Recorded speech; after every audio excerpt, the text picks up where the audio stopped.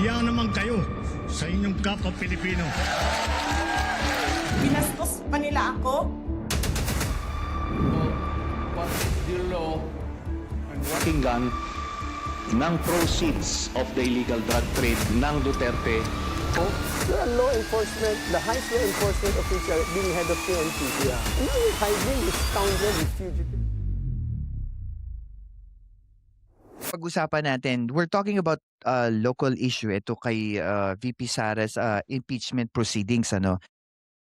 Bago tayo mag-start sa iba pang topic natin, para po sa mga nakikinig, don't forget to share, like and subscribe sa ating YouTube channel. At yung nakikita nyo pong QR code dito po sa ating podcast, huwag nyo pong kalimutan to check it out. Scan nyo po dito using your phone at para po maka-follow kayo sa iba po nating mga social media account. Okay, moving forward, tok naman tayo ng international news. Ito naman, pag-usapan po natin itong US Israel. By the way, Billy, para dito sa Sige po. dito Yun. sa next topic natin. Ano pong title? Ano pong Sa title? digmaan, Sige bro, pero bago kayo mag-start, tanungin muna natin yung mga listeners natin. Ano, handa na kayo kay Prof? First time yung gagawin niya paano sa naman atin. Isa sa pinaka-recent, nanggaling po ito sa Al Jazeera, dito sa Qatar. Parang meron na pong pag-uusap, may meeting na po ang mga GCC countries, mga Gulf states. Nagpaplano na sila ng kanilang mga countermeasures, either ito man ay support or blatant na physical force na ipapakita nila sa Iran. Kasi po para nangyayari na po ngayon is dinedrone at missile attack na nila yung mga residential at saka mga main oil producing factories ng iba't ibang bansa. Ang gusto ko pong malaman sa inyo is that ano po ang dahilan ng Iran sa tingin nyo po?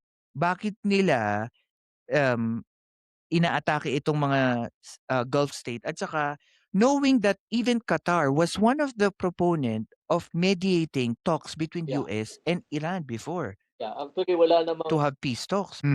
Totoo po. And another thing din po, ano po nakikita nyo namang risk involved dito sa mga Gulf state kung tumindi pa lalo ang laban ng yung mga gera na ito patungkol sa Iran? Kasi up until now, dito sa Amerika, we don't have a specific timeline kung gaano katagal matatapos ito eh. Mukhang ang nakikita natin pang matagalang pong din nito na you know. kanya nag-start ang World Ay, War, Prof. no? Di ba? Oil. Ha? Poles of war. Yeah. At saka connection din, ano yan, oil din yun. I think pinakahuli kong question po dito sa Iran war. Ano po nakikita nyo in a long-term perspective, instability sa entire Middle East nangyayaring war? Baga Pro, parang lumalagay. Sanga-sanga yung Yeah. problema. Lumalaki Yeah. na lang siya over time. Sanga-sanga. Kaya Opo. naisip Totoo po yan. And I think it's and I think po talaga minsan lalo na sa parte ng Amerika, it's usually like personal interest ng bansa talaga yung nauuna instead of yung bansa na try nilang sakupin kung ano yung importante dun sa mga tao na yun dun sa bansa.